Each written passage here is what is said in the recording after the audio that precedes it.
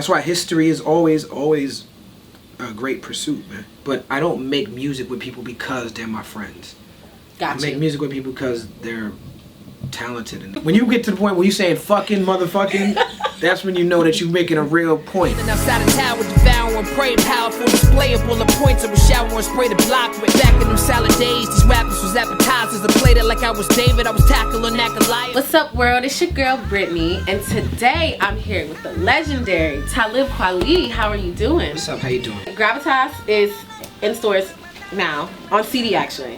Yes, Gravitas is, Gravitas was originally something I did on my website, qualityclub.com. Right. The demand for it was so high that I decided to do a physical release with Fat Beats. So anybody who do business with Fat Beats get to have the album. So if you're a mom and pop store, whatever stores, I'm not sure which stores exactly have it, but some stores have it. You can get it on Amazon.com, but that's just the physical, the CD and the vinyl. The only place to get the digital is at my website, qualityclub.com. You gotta come direct to me, direct to fan, no middleman. And and then I got your email and you come direct to me. Can you talk about Gravitas and why you decided to name it that? Yeah, Gravitas is subject matter that has weight or importance, and I felt like with this album I wanted to do that. People kind of see me as that artist already, so sometimes I run the opposite direction of that when I'm trying to present how I'm putting out my music. But for this album I want to do that, especially with the fact that it's my niche fan base that's going to be coming directly to my website. Right. I wanted people who could deal with the darker, deeper content, you know what I'm saying? And that's what I strive to do with this album.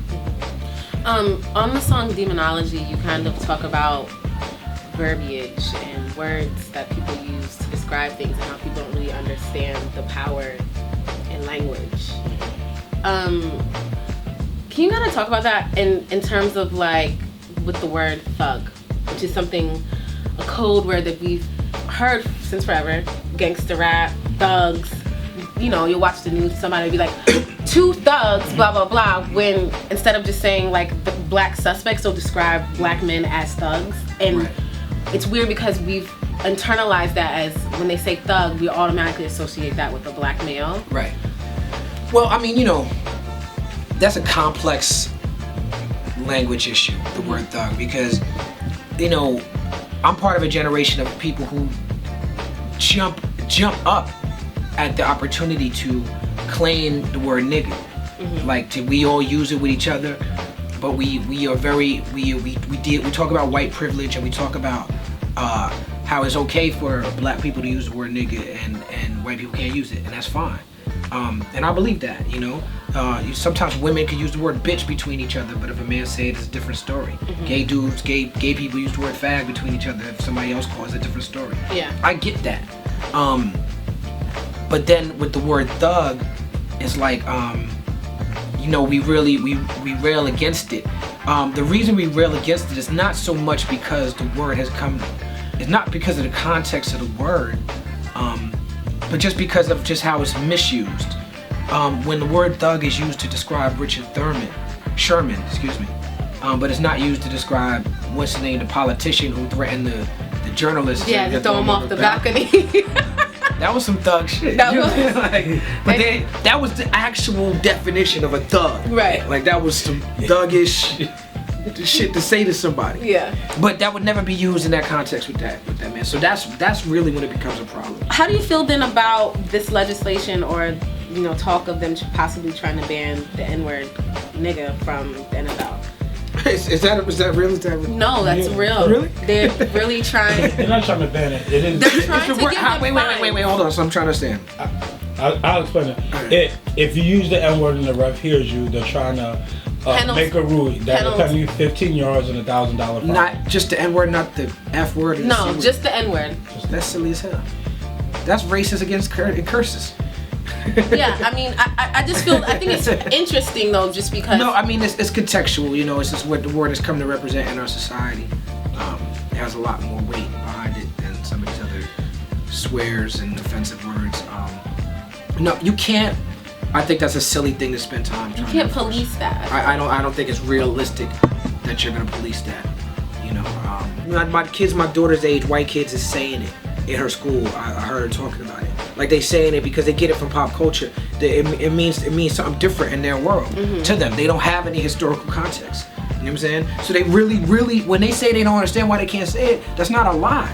They really don't get it. They really don't understand why they can't say it. They're like, why? How is it possible? It's mind-boggling to them. It seems so hypocritical. It seems so like backwards and so like caught up in the past and so archaic to them that they just not, you know what I'm saying? It's like, man. That's why history is always a great pursuit, man. I want to talk to you about gentrification because Spike Lee had a great. He actually was speaking at a panel at Pratt. Yeah, I saw that. Brooklyn has changed a lot in general. I just want to get your perspective on that. Well, you know, one thing, you live long enough to see things go in cycles. And people come into neighborhoods and people leave out of neighborhoods. But with that being said, I mean, Spike Lee was exactly right, and he couldn't have been more on point, especially when he got to the point when he was like, fucking motherfucking. When you get to the point where you saying fucking motherfucking, that's when you know that you're making a real point. Yeah. When he said, I can't even fucking motherfucking afford fucking Williamsburg, like, but no, Spike Lee's exactly right, and it's interesting that him as a cultural icon has the direct experience of his father, you know, having a house there since 1968, and the whole issue with the music, and you know, it's the music in that community. You know, before Green, jazz is such a part of that community. The idea that someone could come in there and really have that big of an issue with it, it just shows you that a lot of it is what he described as the Christopher Columbus mentality. You know, you do have to respect a community that you're moving into. You know, it's like the thing about the American melting pot. They try to teach us that you have to leave your culture behind and join some bland American culture, and that's the way you be a good American. And that's actually the opposite of being a good American. The opposite is celebrating your culture, and I think that's what Spike Lee was speaking to. I think he was in a unique position to speak to it. I saw an article in Salon magazine that was trying to say that because Spike Lee was one of the great artists from that area, because he sold his house for $1 million when no one else could sell their house for that price, that he's part of the issue, he's part of the cause for gentrification. But I think that ignores Spike's point about why can't we have this level of quality services when it's a black neighborhood, you know, and you know, we should be able to have these changes happen whether the population that moves in is black or white. And you were on tour with Macklemore Ryan Lewis too. So how was that? It was great, you know. You know, being on tour on that level, you know, I've done a few tours like that. I've toured with the Beastie Boys, Black Eyed Peas, NERD and Jay-Z on the Sprite tour a couple years in a row. To be able to play the game on that level, you know, and do what I do is a blessing, you know, and it was me and Big Crit, and we had a blast. Yeah. They just really killed it, like on the independent tip, like. They did. Just kind of setting up their own stuff, no major labels, manned all the work themselves, and just set up their own tours. I was like, all right, well, all these shows are selling out, and it's like, I don't even think they realized how like important they were to the kids that really like adore them at the time that they were doing it. Like, you know what I'm saying? When they released The Heist, I don't think they thought it would ever blow up the way it did. No, they definitely didn't understand the scope of what The Heist was to become.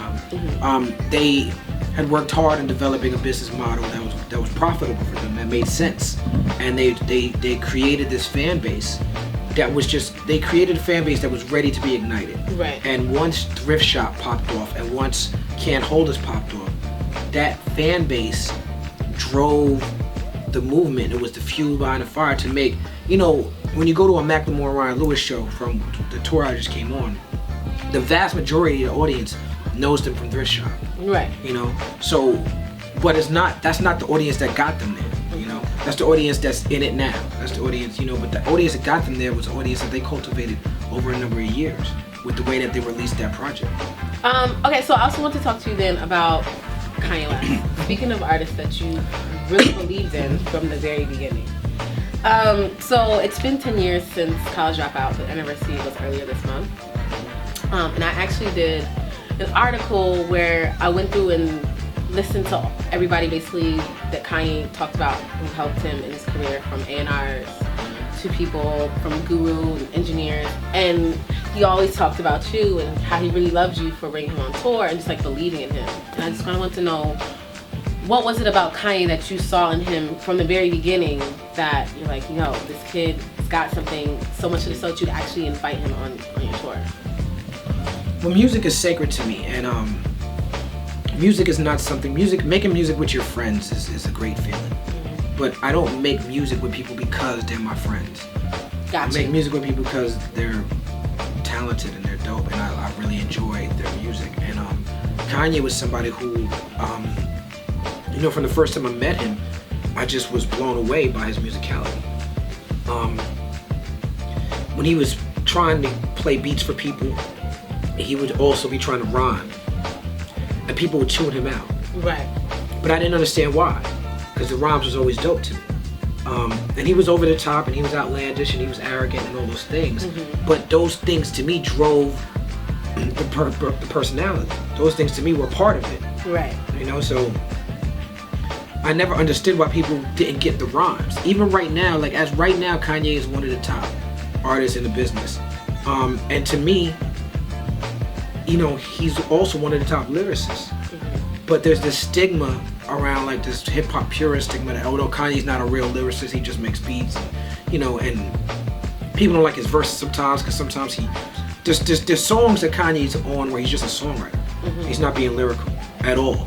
He just putting words to the beat and, just making a song where I think he's not the type of artist that feels like you have to be lyrical in every song. Some songs he goes in, some songs he's just, more like a chorus or a hook type of rhyme, But he put himself on. That's I guess the point that I'm trying to make, that I put him on my stage because he made the show fly. I put him on my stage because what he added to the show. I wasn't up there like, people were sleeping on him when I brought him out, because back then he was just a kid with the Rockefeller chains and, down with Jay-Z. And that's how they looked at him. Like, why are you even with him? But, 3, 4, 5 minutes later, they understood. Right. And so it made the show dope. Okay, wait. So as a rapper who's been labeled as a conscious rapper, which to me isn't a bad thing, but it's always had a negative connotation in hip hop.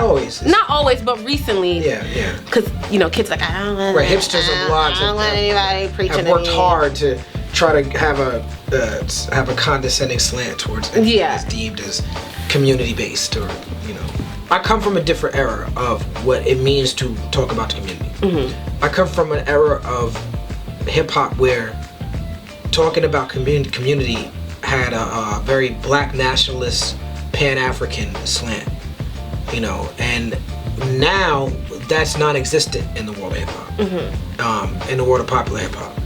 So the conscious MCs of the day, and are the most celebrated MCs, are Kendrick Lamar, J. Cole, mm-hmm. Macklemore, all who will say the word bitch. 2 out of those 3 say the word nigga often. Mm-hmm. But like, what's conscious about them is not wearing a dashiki or talking about I'm black and I'm black and I'm black and I'm black. What's conscious about them is the honesty. Right. And the fact that they're painting realistic pictures, which is the same thing as why you say NWA is conscious. Mm-hmm. They're more conscious in the vein of an NWA than they are in the vein of a Public Enemy. Right. And I think that's become popular. I think that's what resonates with people more, actually. Mm-hmm. That's why people love Kendrick and J. Cole, for that reason. Yeah. Because of the consciousness. That's why people love them. Hey yo, it's Talib Kweli, the BKMC. You checking me out on Global Grind TV. You can pick up my new album, my latest, Gravitas, at QualiClub.com. Direct from me to you. One love. Everybody doing something. Be scheduled. They working here. Somebody might be on the West Coast, somebody might be on the East Coast, somebody might be in the Midwest. You know what I'm saying? And it tastes more like some Reggie Bush. Push. Okay. Exactly.